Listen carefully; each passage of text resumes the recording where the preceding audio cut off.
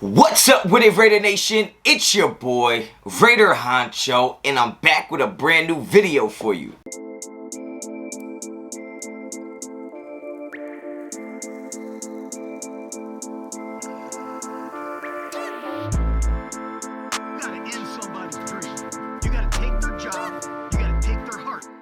Alright, man, let's get right into it, man. This is my first video after a victory, and we all know all hail the Raiders. What a way to start the season, right? What a way to start the season. Last night was epic. It's only 8 o'clock out here on the East Coast, so I only slept for about 5 hours last night, and I don't really care because it was well worth it, man. I don't care how tired I am right now. It was well worth seeing that squad go out there and get the job done. And we needed a victory like that. I didn't want it to be easy. I wanted it to be something we had to work for. I know a lot of people are going to make excuses that the Ravens was banged up. Well, guess what? We ended the game pretty banged up too, especially with our big dogs like Yannick going out and Josh Jacobs obviously not being healthy from the start, which I alluded to in the pregame with Raiderinfo is I told people that where there's smoke, there's fire, and us bringing in all these running backs, I knew Josh Jacobs wasn't going to be ready to go. I knew Josh Jacobs wasn't going to be 100%, but the dog that he is, he's going to suit up. He's going to try to give you what you got, and I really respect him for that. But man, welcome to the first Get the Strap game recap of the 2021 season. I don't even know where to start right now. I don't even know where to start, but I'm definitely going to say shout out to all the fans that was in the building last night. Shout out to all the people that came through all my live streams yesterday. I think I went live 3 or 4 times yesterday, and people came in there and showed support. So thank you for that, man. But you see the thumbnail. You see the title. Maxx Crosby and Carr led this team to victory. And when I say Maxx Crosby, it comes with company. When I say Carr, it comes with company because they didn't do it on their own, but they are the two that definitely stood out on their respective sides of the ball. When you talk about that defense, goodness gracious, Gus Bradley, for week 1 at least, for 1 week you are a godsend. For 1 week, man. Because what he was able to do was put a defense out there that looked competent, that looked fast, that looked physical, that looked like they knew what they needed to do. Okay, now let's start from the back end forward. I thought the DBs played well. I thought Trayvon Merrick continues to struggle with his hands. I think he got another flag last night for having hands around the face. He has to play with his feet. He has to play with his hips. He has to play more with the lower half of his body, right? I think he gives up on his technique far too soon and just wants to grab people, and he's better than that. He's a better corner than to be doing stuff like that, and I always said that he was super handsy, and it shows his face again. I thought Hayward looked really good. I can't deny, although I'm an Arnett guy, cannot deny, cannot lie. What I saw last night was Hayward looking like our #1 corner. He didn't look like the second corner. He didn't look like CB2. He looked like the CB1, man. And I got to give credit where credit is due. I thought Jonathan Abram played well, came up with a big play for us in terms of a pass breakup late in that game. We really needed that. And I thought that Trayvon Merrick looked so good to me. Now, I know a lot of the casual fans might not notice the stuff that he was doing, but Trayvon Merrick was all over that field last night. Almost every single play that got to the second level, you saw Trayvon Merrick involved in somehow, some way, shape, or form. He was in the play, and I'm really excited to see the maturity and the growth from Trayvon Merrick because he looked really good last night for a guy playing in his first NFL game against starters. And going against a guy like Lamar Jackson, I thought he did very well back there. He didn't necessarily give up anything deep. He did get beat a few times, but it's to be expected, man. Just like Nate Hobbs, there's going to be a learning curve for these guys. But when you move forward to the linebackers, I thought Kukowski played well in spots. Littleton played well in spots. I thought KJ Wright looked really slow to me. I was surprised he looked that slow, but he had a couple big plays as well. And Perriman just looked like a man possessed out there. He looked like a straight dog. He's a lot bigger than I thought he was. And he was super physical, and that's what I like out of the linebacking core. I thought they all were super physical last night. They had their moments and spots where they didn't look great. But for the most part, you got to give them the credit, right? But when you talk about that defensive line looks so damn good to me. I mean, you have Phylon looking good. Hankins had a play or two. Maxx Crosby was just an absolute monster last night, playing on straight demon time.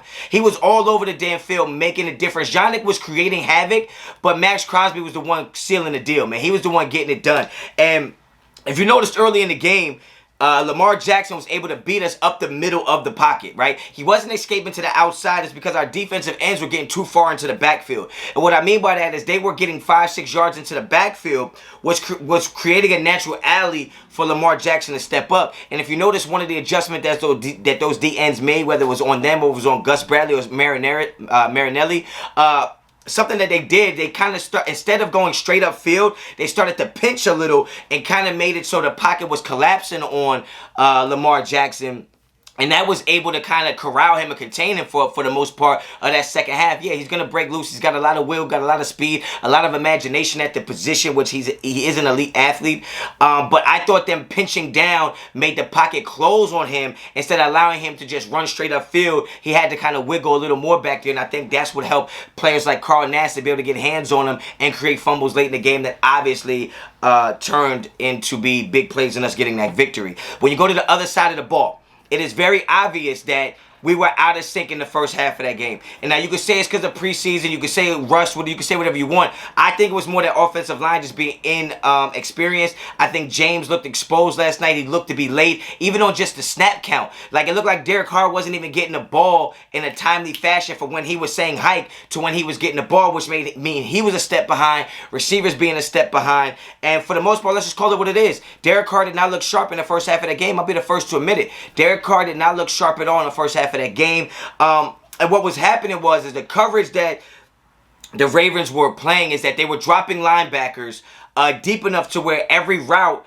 that Darren Waller was trying to run was behind the linebackers but was in front of the safeties. So Derek Carr had a tough job of trying to get it over backers and then get the ball down in between the safeties, and he just wasn't able to do it. A lot of his passes were high and off target because he had to get it over those linebackers. I'm not making excuses for him. I'm just letting you know that's what was going on.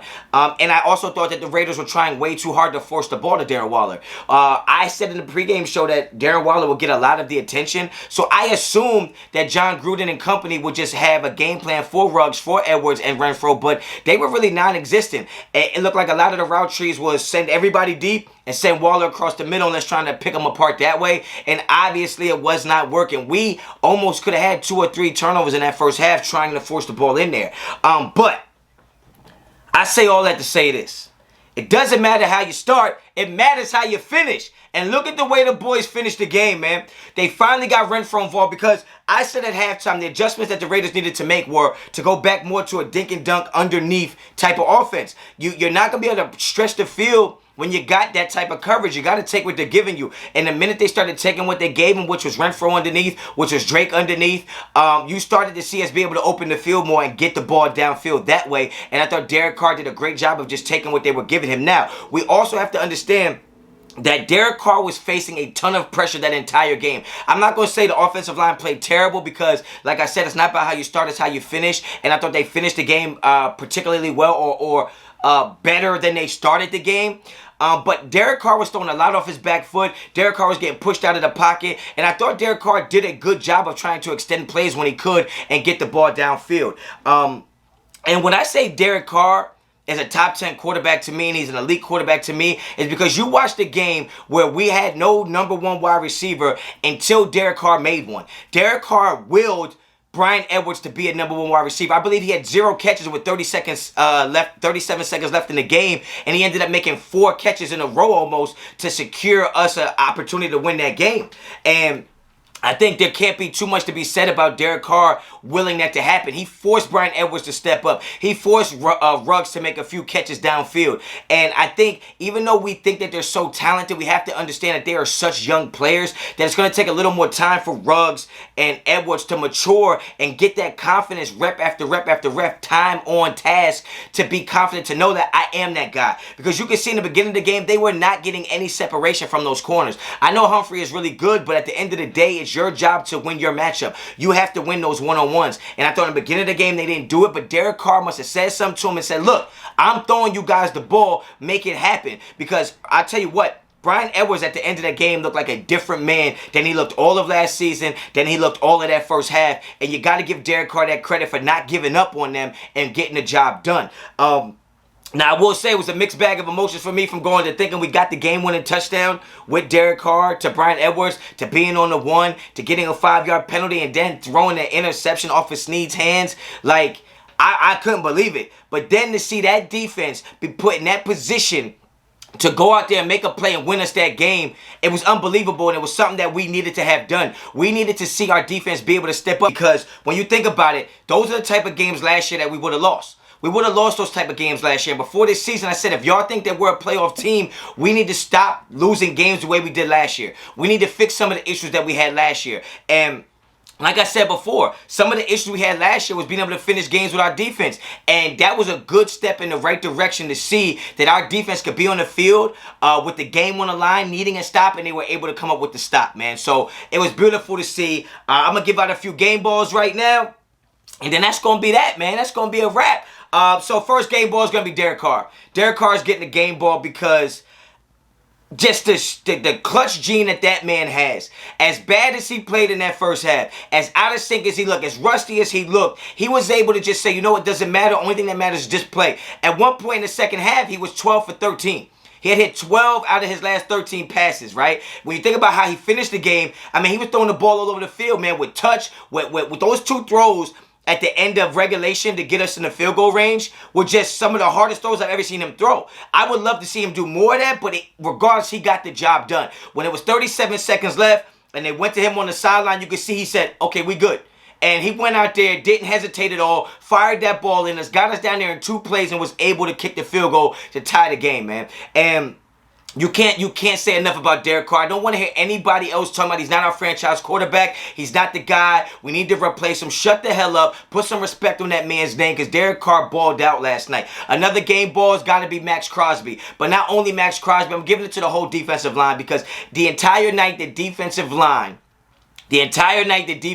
showed out. They were off the ball first. They were in that backfield. They were moving the offensive line backwards the entire night. Every time that they snapped the ball, we were damn near in the backfield. So I'm giving a game ball to that defensive line and Maxx Crosby. And another game ball I'm going to give a game ball to Kenyon Drake because a turning point in that game last night was when the Raiders or whether it was Gruden or Carr decided to stop sending Kenyon Drake out and keep him in for protection and he made some key blocks. Even if you look at the game-winning touchdown, he picked up a blitz right there to give Carr a second to be able to let that ball fly. And I think there's not enough that can be said for your running back who's able to put his head down and get you a block against the blitz because the Ravens was bringing pressure that entire night. And the minute that they kept a running back in the block, I think even that long pass down to Henry Ruggs, it was because Kenyon Drake stepped up and got a block on a blitzer, and we were able to get the ball out there. So I think Kenyon Drake did a great job. Maybe the numbers don't show it, the rushing yards don't show it, but he did a great job picking up blitzes, giving us a second opportunity to make a read and throw the ball downfield. So there you have it. If you like the video, like the video. If you like the content on this channel, please subscribe to the channel. That is the first official Get the Strap game recap. I'm your boy, Raider Honcho, and man, what a way to start the season. I'm happy for the whole nation. I'm happy for every single Raiders fan, young, old. RIP to the ones we lost, but damn, man, we pulled it together and got the job done. It took a team effort, coaching staff included, and definitely those fans that was in the building last night. So, until the next time, Raider Honcho out.